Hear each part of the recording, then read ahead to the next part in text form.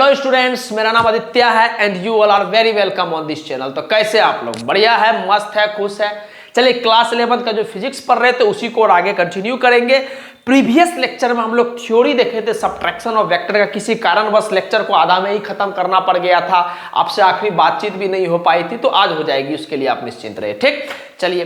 तो हमारा जो सब्ट्रैक्शन ऑफ वेक्टर था उसमें हम बस एक बात पढ़े थे, क्या कि सर आपका जो रिजल्टेंट वेक्टर होता है सर वो किसमें? सर सब्ट्रैक्शन ऑफ वेक्टर में। कहने का मतलब जब आप दो वेक्टर्स को सब्ट्रैक्ट करते हैं तो हमारा कुछ ना कुछ रिजल्टेंट वेक्टर मिलता है, और वो जो रिजल्टेंट वेक्टर जो मिलता है उसका जो मैग्नीट्यूड होता है सर वो होता है अंडर रूट में ए वेक्टर का मैग्नीट्यूड का स्क्वायर प्लस अंडर रूट में मैग्नीट्यूड ऑफ बी वेक्टर का स्क्वायर माइनस का 2 times of magnitude of A vector into magnitude of B vector into का कॉस थीटा। ये बात था, ठीक, जिसमें हम बोले थे कि इसको हम लोग बोलते थे मैग्नीट्यूड ऑफ रिजल्टेंट वेक्टर, और थीटा जो बाबू होता था वो थीटा होता था angle between A vector and B vector. ठीक, not a vector and minus b vector, a vector और बी वेक्टर के बीच का एंगल होता था। यही बात हम किए थे, इसी पे हम लोग आज सवाल को करेंगे। एकदम प्यार से अच्छा तरह से सारा सवाल को देखेंगे, सीखेंगे, अच्छे से अच्छे लेवल का सवाल को भी करेंगे। ठीक, तो जब से कि पहला सवाल आपके स्क्रीन पे आपको दिख रहा होगा, सवाल ये है कि दो वेक्टर्स है, two vectors of equal magnitude, दो वेक्टर्स और दोनों का मैग्नीट्यूड क्या है? बराबर है। दोनों का मैग्नीट्यूड क्या है? 5 यूनिट, 5 यूनिट दोनों का मैग्नीट्यूड है। Have an angle 60 degree between them, और दोनों वेक्टर्स के बीच में जो एंगल है वो 60 डिग्री दिया हुआ है। आपको पता करना है magnitude of the difference of the vectors, दोनों वेक्टर्स के बीच का अंतर का जो डिफरेंस, मतलब डिफरेंस मतलब क्या होता है? अंतर। तो अंतर का जो भी रिजल्टेंट आ रहा है उसका मैग्नीट्यूड को फाइंड करना। मतलब साधारण शब्द में बोले ना तो अगर दो वेक्टर ए वेक्टर और बी वेक्टर, तो दोनों का मैग्नीट्यूड सेम दिया हुआ है 5 यूनिट 5 यूनिट, बस आपको है ही निकालना है आर वेक्टर का मैग्नीट्यूड, बस इतनी सा बात है। ठीक, हम एकदम प्रैक्टिकली फील कराते हुए आपको करते हैं। चलिए हम इसको पहले मिटा देते हैं। सवाल वाला क्या दिया हुआ है समझिए। सवाल वाला दिया हुआ है दो वेक्टर, मान लेते हैं कि एक वेक्टर ये है ए वेक्टर, ठीक, जिसका मैग्नीट्यूड दिया हुआ है ए वेक्टर का कितना? सर इसका मैग्नीट्यूड दिया हुआ है 5 यूनिट। ठीक, यहीं पर लिख रहे हैं हम। ठीक, हम बोल रहे हैं एक वेक्टर ए वेक्टर है जिसका मैग्नीट्यूड सवाल वाला खुद दिया हुआ है 5 यूनिट, बढ़िया बात है। दूसरा वेक्टर फॉर एग्जांपल मान लेते हैं ये वाला है बी वेक्टर, ये वाला है बी वेक्टर, बढ़िया। सर बी वेक्टर का मैग्नीट्यूड कितना दिया हुआ है? सवाल वाला बी वेक्टर का भी मैग्नीट्यूड दिया हुआ है 5 यूनिट। खुद आप देखो ना, बाबू बोल रहा है कि इक्वल मैग्नीट्यूड और दोनों 5 के बराबर है, बढ़िया बात है। सर ये वाला अपना ए वेक्टर है, ये वाला अपना बी वेक्टर है, क्लियर है? अच्छा, दोनों का मैग्नीट्यूड 5 यूनिट दिया हुआ है और दोनों के बीच में एंगल कितना दिया हुआ है? 60 डिग्री, बढ़िया बात है। दोनों के बीच में एंगल दिया हुआ है 60 डिग्री। तो आपसे पूछा गया है, ध्यान से समझिएगा बात को, आपसे पूछा गया है कि magnitude of the difference of the vector, difference दोनों वेक्टर के अंतर में। मतलब अगर हम आर वेक्टर को लिख रहे हैं क्या कि सर हम आर वेक्टर को लिख रहे हैं a vector minus b vector, मैं फिर से बता दूं, कल भी ये बात बताया था कि आप यहां पर बी वेक्टर माइनस ए वेक्टर भी लिख सकते हो, वो आपके ऊपर डिपेंड करता है, लेकिन आदत होता है आप लोग को ए माइनस बी लिखने का, इस वजह से हम ये काम कर रहे हैं। क्लियर है? चलिए, हमको इसका मैग्नीट्यूड निकालना है, तो हमको रटा हुआ है, कल से रटा चुके हैं आपको ये फॉर्मूला कि सर इसका जो मैग्नीट्यूड होता है, किसका? डिफरेंस वाला जो रिजल्टेंट वेक्टर है उसका जो मैग्नीट्यूड होता है उसको हम लोग इस तरह से लिखते हैं, और उसका फॉर्मूला होता है अंडर रूट में ए वेक्टर का स्क्वायर, मतलब मैग्नीट्यूड ऑफ ए वेक्टर का square plus B square minus का 2ab कॉस थीटा। थीटा क्या है बाबू? एंगल बिटवीन, थीटा है angle between A vector and B vector, जो कि यहां पर 60 डिग्री दिया हुआ है। ठीक, आगे चलिए सॉल्व करते हैं। ए का मैग्नीट्यूड कितना है सर? यहां देखिए 5, तो ये हो जाएगा 5 का स्क्वायर। बी का मैग्नीट्यूड क्या है? 5, तो ये हो जाएगा 5 का स्क्वायर माइनस का 2 इंटू ए का मैग्नीट्यूड 5, बी का मैग्नीट्यूड 5 इंटू कॉस 60।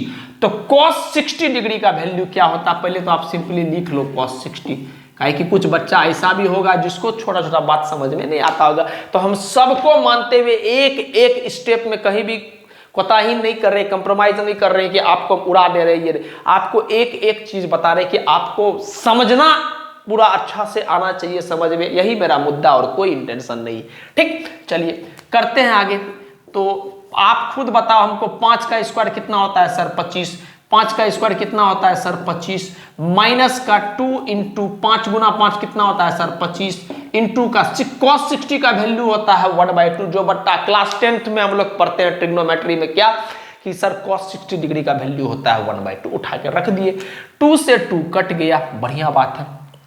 तो अब क्या आ गया, ये आ गया 25 प्लस 25 माइनस का 25 का, ऐसे 2 से 2 खत्म ही हो गया ना, तो बच गया इधर में क्या 25, ये 25 से ये 25 चला गया, तो ये आ गया अंडर रूट में 25, जो कि सॉल्व करके आ जाएगा 5 यूनिट। तो हमारा जो फाइनल आंसर आ गया, और हमारा फाइनल आंसर भी आ गया कितना, हमारा फाइनल आंसर आ गया 5 यूनिट।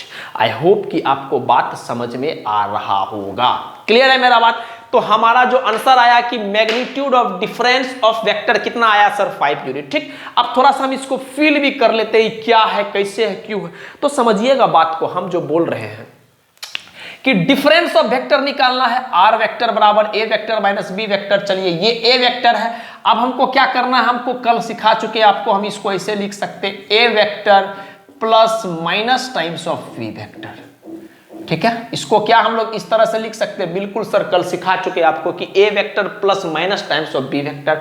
तो माइनस बी वेक्टर का मतलब होता है सर वही बी वेक्टर, बस उसका जो डायरेक्शन था उसको आप उल्टा कर दो, मतलब ये वाला आपको आ गया कितना सर माइनस का बी वेक्टर। ठीक, तो ये हमारा रिजल्टेंट आ जाएगा, रिजल्टेंट आ जाएगा, और वे होगा हमारा ए वेक्टर प्लस माइनस का बी वेक्टर। ठीक, और मैग्नीट्यूड जो अपना रिजल्टेंट वेक्टर का आया सॉल्व करके 5 यूनिट आया। तो डायग्रामेटिकली भी आपको चीज फील हो गया होगा कि सर ये वाला नहीं आएगा रिजल्टेंट, ये तो ए वेक्टर प्लस बी वेक्टर का रिजल्टेंट आएगा, ये वाला रिजल्टेंट आएगा जो कि a vector minus b vector को रिप्रेजेंट कर रहा होगा। जो बच्चा प्रीवियस लेक्चर देखा होगा उसको 100% एक एक बात समझ में आया होगा, ये गारंटी है। ठीक, तो प्लीज आप नोट डाउन के लिए, सवाल आसान था, कुछ से हो गया होगा, कुछ से नहीं भी हुआ होगा, जिनसे नहीं हुआ प्लीज इसको नोट डाउन कर लीजिए। ठीक, प्लीज आप नोट कर लीजिए।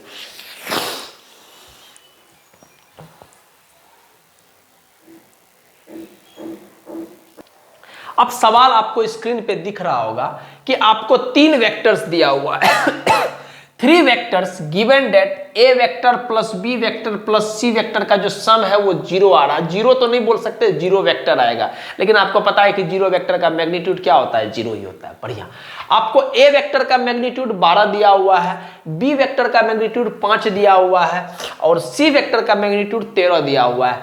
आपको एंगल निकालना है किसमें, ए वेक्टर और बी वेक्टर के बीच में आपको एंगल को निकालना है। ठीक, तो सवाल तो हो ही जाएगा, कर ही लेंगे। ठीक, लेकिन हम इस लाइन का मतलब आपको फील कराना चाहते हैं, हम पहले भी बता चुके हैं लेकिन हम फिर से बताना चाह रहे हैं इस लाइन का एग्जैक्ट मतलब क्या होता है, इस बात को हम आपको फील करना चाह रहे हैं। समझिएगा बात को, a vector plus B vector plus c vector बराबर 0 दिया हुआ है। ठीक, कहने का मतलब अगर हम इसको ए वेक्टर मान लेते हैं सपोज, और हम इसको मान लेते हैं बी वेक्टर सपोज, समझिएगा बात को, अगर हम इसको ए वेक्टर मान लिए, इसको बी वेक्टर मान लिए सपोज, तो आपको पता है कि triangular rule of vector addition, sir आप पढ़ाए हैं triangular rule of vector addition. तो triangular rule of vector addition क्या बोलता है कि sir triangular rule of vector addition बोलता है कि पहला वाला का टेल से जब आप दूसरा वाला का हेड को ज्वाइन कर दोगे, पहला वाला का टेल से जब आप दूसरा वाला का हेड को ज्वाइन कर दोगे तो आपको एक वेक्टर मिल जाएगा, और वो वेक्टर जो होता है वो दोनों वेक्टर का सम होता है, मतलब ए वेक्टर प्लस बी वेक्टर होता है। यहां तक तो हम लोग पढ़े थे। ठीक, लेकिन हम पढ़ रहे हैं कि अभी जब हम वेक्टर को उल्टा करना सीख गए हैं तो एक बार हम उल्टा भी कर लेते हैं। समझिएगा बात को, एक बार जैसे ही हम उल्टा करेंगे तो इसके उल्टा में एक वेक्टर ऐसे आ जाएगा जो कि माइनस सी वेक्टर होगा। ठीक है, जो कि क्या, अरे बाबू अगर ये सी वेक्टर है, थोड़ा सा हम इसको मिटा देते हैं वरना कंफ्यूजन रहेगा। सी वेक्टर बराबर A vector plus B vector लिख सकते हैं, बिल्कुल sir. Triangular rule of vector addition से क्या बोलता है कि जो वेक्टर मिलेगा पहला का टेल से दूसरा का हेड ज्वाइन करेगा तो रिजल्टेंट वेक्टर मिलेगा, और रिजल्टेंट वेक्टर जो होगा वो दोनों वेक्टर का सम होगा। तो यही बात को लिखे, थोड़ा सा हम इसको मिटा रहे हैं। ठीक, बस हम यहाँ पर क्या लिख रहे हैं, हम थोड़ा सा फिगर में परेशानी कम हो, कंफ्यूजन कम हो, इस वजह से हम क्या कर रहे हैं, ध्यान दीजिएगा थोड़ा सा। ए लो, ठीक, ये वाला अपने को मिल गया सी वेक्टर। ठीक, और हमको पता है कि सर सी वेक्टर जो होगा दोनों वेक्टर का सम होगा, मतलब ए वेक्टर प्लस का बी वेक्टर होगा। बढ़िया बात। अब सी वेक्टर तो अपना ऐसे है, अगर हम इसको उल्टा करेंगे तो मेरा छोटा बच्चा ये बोल देगा बाबू कि सर सी वेक्टर को आप उल्टा करोगे तो ये हो जाएगा माइनस का सी वेक्टर। क्लियर है, ये क्या हो जाएगा माइनस का सी वेक्टर। बढ़िया बात, ध्यान से समझिएगा, माइनस का सी वेक्टर। अच्छा, अब क्या है कि सर माइनस का सी वेक्टर कहने का मतलब ये हो गया sir a vector plus B vector plus c vector बराबर अगर 0 है तो इसका मतलब sir a vector plus B vector, a vector plus B vector बराबर माइनस का सी वेक्टर। अरे बाबू सी वेक्टर को इधर ले जाएंगे तो माइनस का सी वेक्टर हो जाएगा। तो आप ध्यान देखना कि अगर हम ई वाला वेक्टर को गायब कर देते हैं, ई वाला वेक्टर को गायब कर देते हैं, लो गायब कर देते हैं, ठीक है, ई वाला वेक्टर को उठा के पैरेलली यहां पर शिफ्ट कर दिए तो आप बोलिएगा सर इसका जो हेड है इधर की तरफ है, टेल जो इधर की तरफ है, तो ये क्या है सर, ये है माइनस का सी वेक्टर। ठीक है, अब थोड़ा सा जैसे ही पैरेलली शिफ्ट किए तो इसको हटाओ यहां से, तो आप क्या देखें कि सर जब भी इस तरह का कंडीशन होगा, मतलब पहला का टेल दूसरा का हेड, देखो यहां पहला टेल हेड, फिर जाके टेल हेड, फिर जाके टेल हेड, मतलब ऐसे गया है, ऐसे गया और ऐसे गया। ट्रायंगुलर रूल में क्या होता था, पहला का टेल से दूसरा का हेड, लेकिन हम इस बार उल्टा काम कर रहे हैं कि दूसरा का हेड से पहला का टेल जब करोगे तो तीनों जो वेक्टर है इस तीनों वेक्टर का सम क्या आ जाएगा 0, और यही बात बोला गया है। तो आपको कभी कल के दिन अगर इस तरह का चीज का इस्तेमाल करना पड़े तो आप याद रखिएगा कि सर अगर सिर्फ सी वेक्टर होता तब तो बस कुछ नहीं करना है कि पहला का टेल से दूसरा का हेड ज्वाइन करो और triangular rule of vector addition से ये बात वैल्यू जाएगा। लेकिन जब माइनस सी वेक्टर करना है तो जो वेक्टर मेरा ऐसे जाता था अब उसका डायरेक्शन को उल्टा कर दो, तो ये वाला। तो अगर हम इसका डायग्राम बोलेंगे तो इसका डायग्राम कुछ इस तरह से बनेगा। बस यही बात हम आपको बताना चाहते थे। अगर आपको वर्दी लगता है, जरूरत का चीज लगता है तो आप नोट कर लीजिए, वरना आप हटा भी सकते हैं। ये बात हम triangular rule of vector addition में बताए भी है। ठीक, लेकिन वही है कि हमारा दिमाग है, कभी कभी हम चीज को भूल जाते हैं। दैट इज द रीजन हम फिर से बताएं। चलिए अब हम मुद्दा पर आते हैं कि अपने को कंडीशन क्या दिया हुआ कि तीनों वेक्टर का सम क्या है 0 के बराबर। ठीक, बढ़िया। तो हम लिख रहे हैं a vector plus B vector plus c vector बराबर 0। तो यहां से वी कैन इजिली राइट कि sir a vector plus B vector बराबर माइनस का सी वेक्टर। ठीक है, हम यहां से सिंपली लिख रहे हैं a vector plus B vector, C vector को उधर ले रहे हैं माइनस का सी वेक्टर। ठीक, काहे हम सी वेक्टर को उधर ले जा रहे हैं, काहे कि हमको angle between A vector and B vector निकालना है।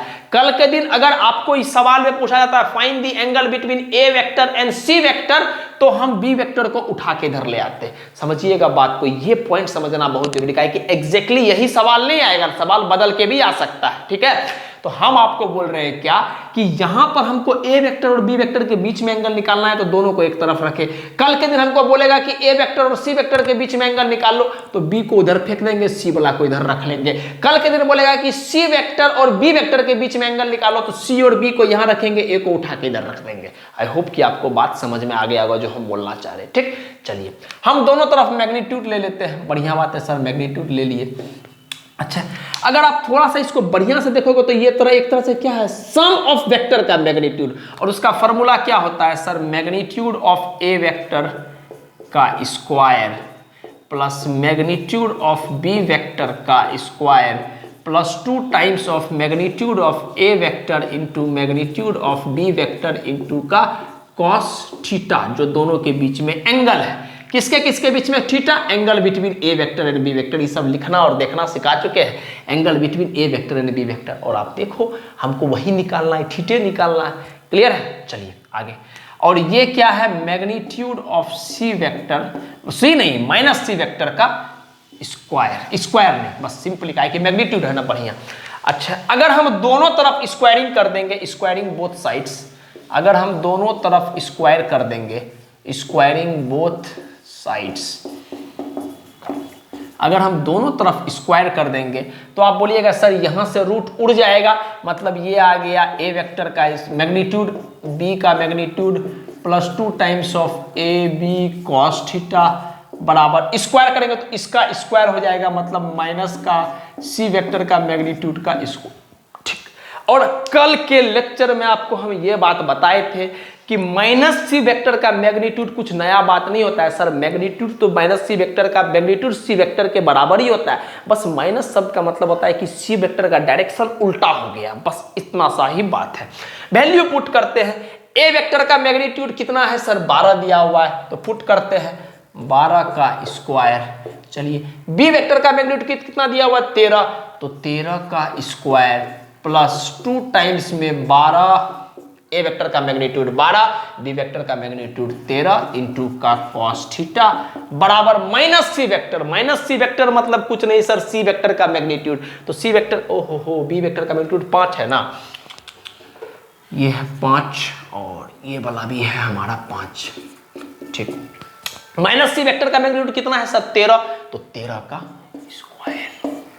बस बस बस, क्लियर है। चलिए थोड़ा सा सॉल्व करते हैं। 12 का स्क्वायर 144, 5 का स्क्वायर 25, 13 गुना 12 गुना 5 तो 12 पंचे 60, 60 है 12, आई थिंक 120, ठीक है। 12 पंचे 60, वर्षा के बाद चलिए रहने ही दे दे, 5 2 10, 120, ठीक तो है। कॉस थीटा बराबर 13 का स्क्वायर 169। आई होप कि आपको बात समझ में, एक बार देख लूँ कुछ कट तो नहीं रहा है, वरना फिर मुश्किल हो जाएगा, ठीक। यहाँ तक बात क्लियर है। चलिए, अगर आप देखोगे 144 में 25 जोड़ोगे तो आपको मिल जाता है 169 प्लस का 120 कॉस थीटा बराबर का 169।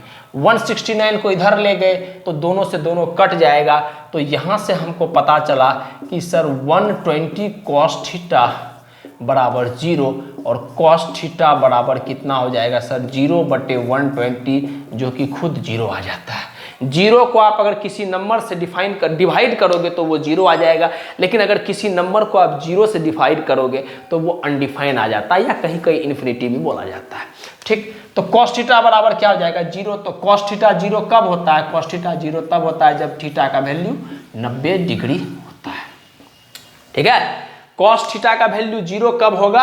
जब थीटा का वैल्यू 90 डिग्री होता है। और थीटा क्या है? ये फॉर्मूला में थीटा क्या है? Angle between A vector and B vector. और सवाल खुद देखो कि आपको एंगल बिटवीन, शॉर्ट में लिखते हैं बिटवीन ए वेक्टर और बी वेक्टर निकालना है, तो हमारा आंसर क्या आ जाएगा? 90 डिग्री।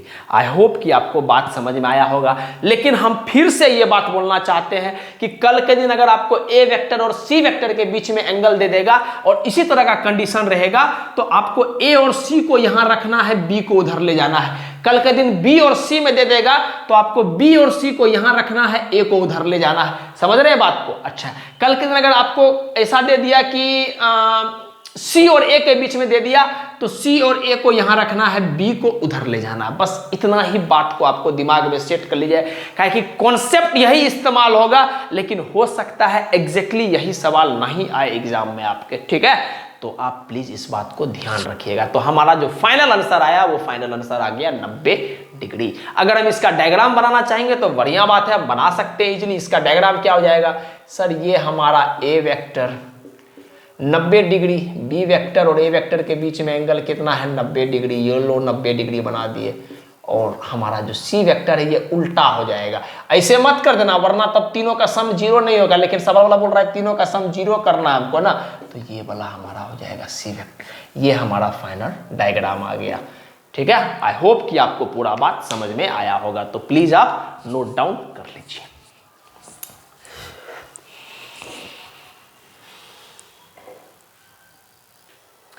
अब नेक्स्ट सवाल आपको स्क्रीन पे दिख रहा होगा। सवाल क्या है? सवाल ये है कि एक प्लेन है, एरोप्लेन था, जो कि v वेलोसिटी से चल रहा था। जब v वेलोसिटी से वो प्लेन चल रहा था तो थीटा एंगल पे टर्न ले लिया। देखो ये v वेलोसिटी से चल रहा है, अब वो थीटा एंगल पे टर्न ले लिया। लो टर्न ले लिया, लेकिन turn by angle theta and it speeds remains constant. Turn लेने के बाद भी वो चल भी वेलोसिटी से रहा है। तब आपको निकालना है find the change in velocity. Change in velocity का मतलब होता है डिफरेंस, अंतर। जब भी बोला जाएगा वेलोसिटी का चेंज मतलब डिफरेंस, ठीक। चलिए समझिएगा बात को। पहले प्लेन क्या वेलोसिटी से चल रहा था सर? v इनिशियल जो था आपका वो था v, ठीक। आपका जो भी प्लेन था वो इनिशियल वेलोसिटी v से चल रहा था, ठीक। अब चलते चलते चलते क्या हुआ? चलते चलते क्या हुआ इस प्लेन को समझिएगा, बी वेलोसिटी चल रहा था, चलते चलते चलते क्या हुआ, ये थीटा एंगल पे टर्न ले लिया। देखो ये थीटा एंगल पे टर्न ले लिया, ले लेते हैं टर्न। ये जो प्लेन था ये अब थीटा एंगल पे टर्न ले लिया, थीटा एंगल पे टर्न ले लिया। ठीक, थीटा एंगल पे टर्न ले लिया, और थीटा एंगल पे टर्न लेने के बाद जो फाइनल वेलोसिटी है वो भी सेम वही है जो इनिशियल था, मतलब वेलोसिटी में कोई चेंज नहीं आया। उसका जो स्पीड का मैग्नीट्यूड था उसमें, आई मीन वेलोसिटी का जो मैग्नीट्यूड था उसमें कोई चेंज नहीं आया। तो फाइनल वेलोसिटी भी क्या है, फाइनल वेलोसिटी भी हमारा भी है। क्लियर है? अच्छा, अब सवाल बोल रहा है कि find the change in velocity. तो हमको पता है सर चेंज इन वेलोसिटी का मतलब होता है, चेंज इन वेलोसिटी का मतलब होता है सर फाइनल वेलोसिटी माइनस का इनिशियल वेलोसिटी। थोड़ा सा हम वेलोसिटी को घुमा के लिखते हैं तो उसके लिए थोड़ा सा कंफर्टेबल रहिएगा। चेंज इन वेलोसिटी को क्या लिखेंगे, फाइनल वेलोसिटी माइनस का इनिशियल वेलोसिटी। बढ़िया, कोई दिक्कत नहीं। ठीक, हमको निकालना है इसका मैग्नीट्यूड, निकालते हैं। चलिए, तो अगर हम चेंज इन वेलोसिटी को डेल्टा वी लिख रहे हैं तो इसका मैग्नीट्यूड निकालना है तो वो हो जाएगा अंडर रूट में, डिफरेंस का मैग्नीट्यूड क्या होता है, वी फाइनल का मैग्नीट्यूड का स्क्वायर, वी फाइनल का मैग्नीट्यूड का स्क्वायर प्लस का वी इनिशियल का मैग्नीट्यूड का स्क्वायर माइनस का 2 times of magnitude of v final into magnitude of v initial into का cos theta, angle between final velocity and initial velocity कितना है, theta, तो कॉस थीटा लिख लिए, खत्म बात, इतना सा बात है, कोई दिक्कत नहीं। चलिए, हमको इसका मैग्नीट्यूड निकालना है, समझिएगा डेल्टा वी इसका मैग्नीट्यूड। बढ़िया, अब देखिएगा अंडर रूट में भी फाइनल, इसका मैग्नीट्यूड, फाइनल वेलोसिटी का मैग्नीट्यूड कितना है सर, वही है भी, इनिशियल वेलोसिटी का मैग्नीट्यूड कितना है, वही है भी। सर ये चीज कहां से आया, ये चीज हमको अंतर है तो अंतर का मैग्नीट्यूड का फॉर्मूला, डिफरेंस वाला का अभी तुरंत आपको समझाए भी है, प्रीवियस क्लास में लेक्चर भी बताया है कि डिफरेंस का फॉर्मूला क्या होता है, a square plus B square minus का 2ab कॉस थीटा, सम में प्लस हो जाता है, यहाँ माइनस हो जाता है, माइनस का 2ab कॉस थीटा। ठीक, बढ़िया। बी फाइनल का मैग्नीट्यूड कितना है सर, भी, तो ये हो जाएगा भी का स्क्वायर। भी इनिशियल का मैग्नीट्यूड कितना है सर, भी, तो ये हो जाएगा प्लस का भी स्क्वायर माइनस का, समझिएगा माइनस का 2 इंटू, अच्छा भी फाइनल का मैग्नीट्यूड कितना है सर, भी इनिशियल का मैग्नीट्यूड कितना है सर, भी इंटू कॉस थीटा। हाँ, क्लियर। आई होप कि आपको बात समझ में आ रहा होगा। चलिए आगे बढ़ते हैं थोड़ा सा और, ये अंडर रूट में भी स्क्वायर प्लस भी स्क्वायर कितना हो जाएगा, 2v स्क्वायर माइनस का भी स्क्वायर इंटू भी स्क्वायर क्या हो जाएगा, भी स्क्वायर, तो ये हो जाएगा माइनस का 2v स्क्वायर कॉस थीटा। ठीक है, ये हो जाएगा, दोनों को जोड़ेंगे तो 2v स्क्वायर, इसका v इंटू भी क्या हो जाएगा, v square into 2v square. ठीक, अब इस दोनों टर्म में एक एक बात को, छोटा छोटा बात को हम दिखा रहे हैं, समझा रहे हैं, प्लीज समझिएगा बात को। 2v स्क्वायर दोनों में से कॉमन ले लिए, तो जैसे ही आप अंडर रूट में 2v स्क्वायर कॉमन ले लोगे तो ये आ जाएगा 1 माइनस कॉस थीटा। आप अगर चाहोगे तो यहां पर भी अपना आंसर छोड़ सकते हो, लेकिन हमको आगे ट्रिग्नोमेट्री पढ़े हुए बढ़िया तरीका से, तो हम इसको और अच्छा से सॉल्व करेंगे और फॉर्मूला भी आपको बताए थे। क्या हो गया, 2v स्क्वायर कॉमन ले लिए तो ये क्या आ जाएगा, 1 माइनस कॉस थीटा। अब एक फॉर्मूला हम आपको बताना चाहते हैं, थोड़ा सा मैं मार्कर चेंज कर लूं। एक फॉर्मूला हम आपको बताए थे कि cos 2 थीटा का 3 फॉर्मूला आपको याद रखना है। cos स्क्वायर थीटा माइनस का साइन स्क्वायर थीटा, पहला। दूसरा formula 1 minus 2 sine square theta, और तीसरा formula 2 cos square theta minus का 1, 2 कॉस स्क्वायर थीटा माइनस का 1। आई होप कि सब कुछ दिख तो रहा है, कट तो नहीं रहा है कुछ, बढ़िया सब कुछ दिख रहा है। ठीक, तो cos 2 थीटा का हमको 3 फॉर्मूला, हम आपको ट्रिग्नोमेट्री जब मैथमेटिकल टूल्स में पढ़ा रहे थे तो तीनों फॉर्मूला रटाए थे कि cos 2 थीटा बराबर cos स्क्वायर थीटा माइनस का साइन स्क्वायर थीटा। एक फॉर्मूला रटना ही है बाबू, इस फॉर्मूला को याद रखना ही पड़ेगा, कोई एक्सक्यूज मत रखिएगा इसमें। और क्या लिख सकते हैं, cos 2 थीटा को 1 माइनस 2 साइन स्क्वायर थीटा और cos 2 थीटा को 2 cos स्क्वायर थीटा माइनस 1। ठीक, तो आप इस फॉर्मूला के बेसिस पे भी कुछ ना कुछ आंसर निकाल सकते हैं, इस फॉर्मूला के बेसिस पे भी कुछ ना कुछ आंसर निकाल सकते हैं, और इस फॉर्मूला के बेसिस पे भी कुछ ना कुछ आंसर निकाल सकते हैं। तो हम हे ही वाला फॉर्मूला को पकड़ रहे हैं, बस हम कुछ दिखाना चाह रहे हैं, समझिएगा।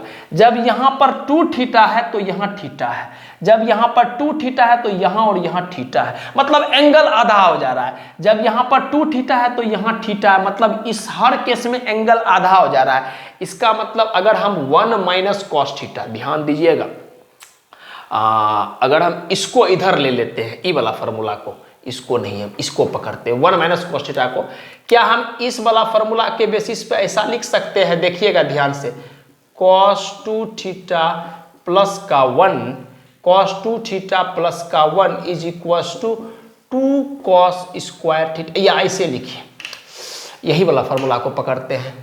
1 माइनस का cos 2 थीटा बराबर 2 साइन स्क्वायर थीटा। ठीक, ये वाला फॉर्मूला को देखिएगा ध्यान से, एकदम यहां से ध्यान से देखिएगा। cos 2 थीटा बराबर 1 minus 2 sine square theta. 2 sine square theta को हम इधर ले गए, ये वाला आ गया, 2 साइन स्क्वायर माइनस था तो उधर गया तो पॉजिटिव में आ गया, पॉजिटिव आ गया। और cos 2 थीटा को हम इधर लेकर आए तो ये क्या हो जाएगा? 1 माइनस cos 2 थीटा। क्लियर है? cos 2 थीटा को इधर लेकर आएंगे तो क्या हो जाएगा? 1 माइनस cos 2 थीटा। ठीक, अच्छा, 2 साइन स्क्वायर थीटा को इधर लेकर जाएंगे तो ये माइनस में था तो पॉजिटिव हो जाएगा, तो ये चीज आ गया। इसका मतलब 1 माइनस cos 2 थीटा बराबर 2 साइन स्क्वायर थीटा बाय 2। ठीक, मतलब अगर यहाँ 2 गुना थीटा है तो यहाँ 1 थीटा आ रहा है। तो अगर हम यहाँ पर इस फॉर्मूला को ऐसे लिखना चाहेंगे, समझिएगा बात को, इस फॉर्मूला को अगर हम ऐसे लिखना चाहेंगे कि 1 माइनस cos थीटा, हम क्या कर रहे हैं? 2 थीटा का जगह थीटा डाल रहे हैं, तो आप बोलिएगा सर हो तो गया sir 2 sine square theta by 2 कर दो। क्यों क्यों बताते हैं, एकदम आराम से समझिएगा बात को, क्यों कर रहे हैं ऐसा? काहे कि सर यहाँ जब 2 थीटा था तो यहाँ 1 थीटा आया, तो यहाँ जब 1 थीटा आएगा तो उसका तो आधा आएगा ना, तो थीटा का आधा क्या होगा? Theta by 2। 2 थीटा का आधा क्या होगा? थीटा। थीटा का आधा क्या होगा? Theta by 2। तो यही तो 1 माइनस कॉस थीटा देखो यहाँ पर दिख रहा है आपको, तो एज इट इज इस चीज की जगह हम इसका वैल्यू उठा के यहाँ रख रहे हैं, समझिएगा बात को। तो अगर हम लिखेंगे इसको तो हम इसको लिखेंगे अंडर रूट में 2v स्क्वायर इंटू में 1 minus cos theta. 1 minus cos theta को क्या लिख रहे हैं? 2 sine square theta by 2। 2 sine square theta by 2। Clear है? बढ़िया, अब समझिएगा बात को। अच्छा, 2 इंटू 2 4 हो गया। 4 के लिए जब हम बाहर निकालेंगे तो 2 निकल गया बाहर। बढ़िया। अच्छा, भी, अरे बाबू स्क्वायर रूट है ना, तो 4 का जब स्क्वायर रूट से बाहर निकालोगे तो 2 निकल गया। भी स्क्वायर को जब आप स्क्वायर रूट से बाहर निकालोगे तो भी निकल गया। साइन स्क्वायर थीटा बाय 2 को जब स्क्वायर रूट से बाहर निकालोगे तो स्क्वायर है तो स्क्वायर उड़ जाएगा, तो ये क्या आ जाएगा? 2v sine theta by 2। तो हमारा जो फाइनल आंसर आ गया वो आ गया 2v साइन थीटा बाय 2। तो हमारा जो इस केस में चेंज इन वेलोसिटी आ गया वो आ गया 2v साइन थीटा बाय 2। थोड़ा समय इसलिए लग रहा है ज़्यादा बताने में, कि हम एक एक चीज़ को फिल करा के आपको बताना चाह रहे हैं। हम ये वाला बाबू फार्मूला इस्तेमाल किए हैं, ये वाला फार्मूला। अगर आपको कल के दिन इच्छा हो तो आप इस फार्मूला के बेसिस पे भी चीज़ को कर सकते हैं, इस फार्मूला के बेसिस पे भी चीज़ को कर सकते हैं, लेकिन कॉम्प्लिकेटेड हो जाएगा। तो जब भी कोई ऑब्जेक्ट भी वेलोसिटी से चल रहा होगा और थीटा एंगल पे टर्न किया है और सेम वेलोसिटी लेके चला है, तो आपको रखना है ये बात को, क्या कि चेंज इन वेलोसिटी जो आता है उसका magnitude 2v sine theta by 2 होता है। ये किसी ना किसी प्रीवियस ईयर क्वेश्चंस में आया हुआ है, इस वजह से ये सवाल को हम आपको कराए हैं। तो प्लीज़ आप नोट डाउन कर लीजिएगा। आप थोड़ा सा अगर ये सब पॉइंट समझ में नहीं आ रहा है, थोड़ा सा बैक करके चीज़ को देखिएगा, 100% एक एक बात आपको समझ में आएगा। इस फार्मूला का हम इस्तेमाल किए हैं और हम क्या किए हैं? cos 2 थीटा को इधर लाए और इसको इधर लेकर गए। तो ये माइनस 2 साइन स्क्वायर जो थीटा था वो उधर चलाएगा, तो प्लस में 2 साइन लिखे हम इधर ही, लेकिन उधर किए तो ये क्या माइनस वाला चीज प्लस में आ जाएगा 2 साइन स्क्वायर थीटा बाय 2। और ये क्या आ जाएगा? ये प्लस में था आगे में, तो इधर आएगा तो माइनस आएगा, तो 1 माइनस cos 2 थीटा बाय 2। लेकिन हमको 2 थीटा के फॉर्म में आंसर नहीं चाहिए, हमको थीटा के फॉर्म में आंसर चाहिए। तो बोले कोई बात नहीं, यहाँ 2 थीटा था तो यहाँ आधा हो गया था थीटा, तो यहाँ अगर थीटा होगा तो उसका आधा हो जाएगा थीटा बाय 2। बस वही चीज को उठा के यहाँ रख दिए। तो प्लीज आप नोट डाउन कर लीजिएगा।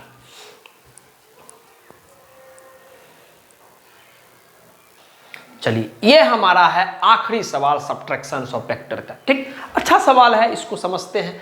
सवाल ये बोल रहा है कि the sum and difference of 2 vectors are equal in magnitude. Equal नहीं है, किसमें इक्वल है? मैग्नीट्यूड दोनों का इक्वल है। दो वेक्टर्स है, दोनों वेक्टर्स को जोड़ के जब हम कुछ मैग्नीट्यूड निकाल रहे हैं, और दो वेक्टर्स है, जब वही दोनों वेक्टर्स को घटा करके कुछ मैग्नीट्यूड निकाल रहे हैं, तो दोनों का मैग्नीट्यूड आपस में बराबर है। ये सवाल बोला गया है। सवाल वाला बस अब आगे आपसे पूछा है कि find the angle between two vectors, तो दोनों वेक्टर्स के बीच में एंगल निकालना है। तो पहले हम मान लेते हैं अपने मुताबिक कि let the two vectors be, let the two vectors be A vectors and B vectors. मान लिए हम अपने मन से कि मेरे पास जो दो वेक्टर्स है वो दो वेक्टर्स क्या है, ए वेक्टर्स और बी वेक्टर्स। ठीक, दो वेक्टर्स जो है मेरे पास वो क्या है, ए वेक्टर्स और बी वेक्टर। चलिए लिख लिए ए वेक्टर्स और बी वेक्टर, बढ़िया बात। अब सवाल वाला क्या बोल रहा है, अकॉर्डिंग टू सवाल, according to question, according to questions, according to question क्या है कि सम ऑफ टू वेक्टर्स, मतलब दोनों वेक्टर्स का सम ए वेक्टर्स प्लस डी वेक्टर्स, और डिफरेंस ऑफ टू वेक्टर्स, मतलब दोनों वेक्टर्स का अंतर ए वेक्टर्स माइनस का बी वेक्टर, उसका मैग्नीट्यूड लो मैग्नीट्यूड बना लिए, लो मैग्नीट्यूड बना लिए। मैग्नीट्यूड को क्या करते थे, सिंपली ऐसे दो को डडी हम लोग लंबा लंबा खींच देते थे। लीजिए मैग्नीट्यूड बना लिए, दोनों का मैग्नीट्यूड बराबर है, यही सवाल वाला बोल रहा है। क्या कि सम ऑफ वेक्टर्स का मैग्नीट्यूड और डिफरेंस ऑफ वेक्टर का मैग्नीट्यूड वो आपस में बराबर है, इतनी सा बात बोला गया। बढ़िया, आपको निकालना है एंगल बिटवीन टू वेक्टर्स, मतलब ए वेक्टर्स और बी वेक्टर के बीच का एंगल निकालना, आराम से निकाल लेंगे, कोई दिक्कत वाली बात नहीं। सॉल्व करते हैं। मैग्नीट्यूड जब दो वेक्टर्स का सम हो तो उसका मैग्नीट्यूड का फॉर्मूला क्या होता है, अंडर रूट में ए square plus B square. A मतलब magnitude of A vector, B मतलब मैग्नीट्यूड ऑफ बी वेक्टर। ठीक है, डायरेक्टली लिख रहे हैं, प्लस का 2ab cos थीटा। ठीक, angle between A vector and B vector, बढ़िया, बराबर डिफरेंस का फॉर्मूला मैग्नीट्यूड का क्या होता है, अंडर रूट में ए square plus B square minus का 2ab cos थीटा। थीटा फिर से वही angle between A vector and B vector, सारा बात आपको पहले बता चुके हैं। ठीक, दोनों तरफ स्क्वायरिंग कर देंगे हम, स्क्वायरिंग बोथ साइड्स। आप जैसे दोनों तरफ स्क्वायरिंग करोगे तो ये रूट भाई साहब और रूट भाई साहब उड़ जाएगा, रूट उड़ गया तो काम अपना बन गया। तो यहां पर क्या लिखा हुआ है, ये लिखा हुआ है a square plus B square plus का 2ab cos थीटा, और ये लिखा हुआ है a square plus B square minus का 2ab cos थीटा।